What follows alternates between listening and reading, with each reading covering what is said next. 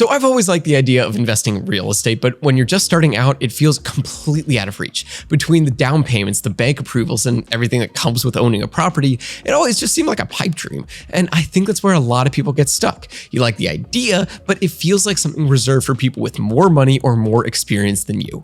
And that's what led me to Groundfloor. It's a platform that lets you invest in short-term real estate loans with as little as $10. And instead of buying a whole home or managing tenants, you're helping to fund renovation projects and earning interest back on the loan. So in this video, I'll go over what it's been like to use Groundfloor, how the returns worked out, and whether it's actually a practical way to get into real estate when you don't have a lot of capital to throw around. So Groundfloor is basically a way to get into that world without needing to buy property. The money you put in goes to developers who need short-term loans for things like flips or renovations, and once the project is done, you earn the interest that was agreed upon up front. When I first tried it, it really was so nice being able to start small.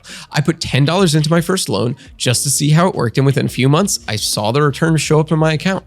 That gave me the confidence to check out more projects, but I never felt like I was taking on more risk than I'd want to. What stood out to me is that Groundfloor doesn't cut into your returns. The developers cover the cost of borrowing, so whatever rate you see on a project is exactly what comes back to you. That made it easy to keep tabs on my results early on. And with more than $1 billion already invested here, this isn't just a nice idea. This model works in practice, not only on paper. Now, in terms of actually investing, the process is straightforward.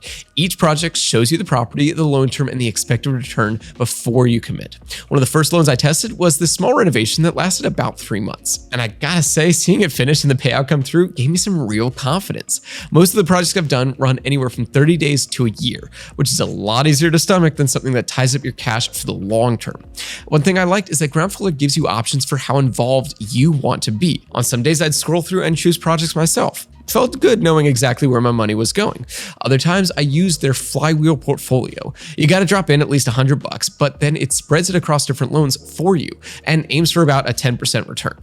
It's a nice passive option on top of the projects I was picking on my own. And the platform itself is simple to navigate. You can add money, track your projects, and watch repayments all in one place. They even have a small education hub that walks you through the basics of real estate lending. It's simple, but if you're new, that extra context really does help. Now, it's worth pointing out the risks. Some projects can run longer than expected, and once in a while a loan can default. But because every loan is tied to a property, there's a recovery process if something goes wrong. So while it isn't totally risk-free, I never felt like my money was disappearing into thin air.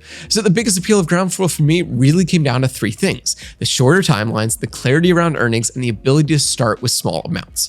Altogether, it's so much easier to dip into real estate investing without feeling overwhelmed. And by the way, if you're interested in also trying Groundfloor for yourself, there's an affiliate link down in the description and in the comment section, and we can usually get you some special promotions running through that you wouldn't find on their website. So check that out if you're interested. Now, I decided to test out Fundrise as well because it's open to regular investors, but you can really quickly see just how different it is from Groundfloor. Groundfloor is really about speed and control. Most projects wrap up in under a year, which means your money turns over pretty quickly. You can roll it into another project or just cash out. That quick cycle gave me way more flexibility than I ever would have imagined when it comes to real estate investing.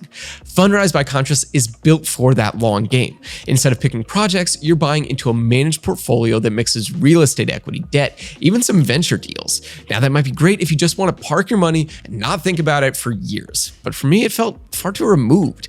I preferred seeing results play out on a shorter timeline. It felt too distant. The timelines are longer, the liquidity is lower, and pulling money out early can come with penalties. It's really meant for people who want to set it and forget it. And then there are the fees. With Groundfloor, you keep every penny of what you earn. Fundrise throws on an annual advisory fee. Now, it's not huge, but it does eat into returns over time. So in the end, Groundfloor just fit me better. I was looking for faster cycles and more control. Fundrise works as a slow, hands-off option, but Groundfloor gave me a way to start small and learn through shorter projects. So after using Groundfloor, I found it really does lower the barrier to real estate investing. I didn't need to put in huge amounts, manage a property, or wait years for results. I could test the waters, build up some confidence, and still get returns on a timeline I could work with. So if you've been curious about real estate but haven't felt ready to jump in, I think Groundfloor is worth looking into. And if you do want to check it out, you'll find that link down in the description, because a lot of the time we can get you better offers than signing up directly on their website. Also, if you're interested in working with us or sponsoring a future video, just reach out using the email in the description below. Hopefully you found this helpful, and if you did, please leave a thumbs up. I always appreciate that, and it does help the channel. If you have any questions or want to share your own experience, feel free to drop those in the comments below, since I love getting to read and answer as many as I can. Otherwise, thanks so much for watching, and I will see you in the next one.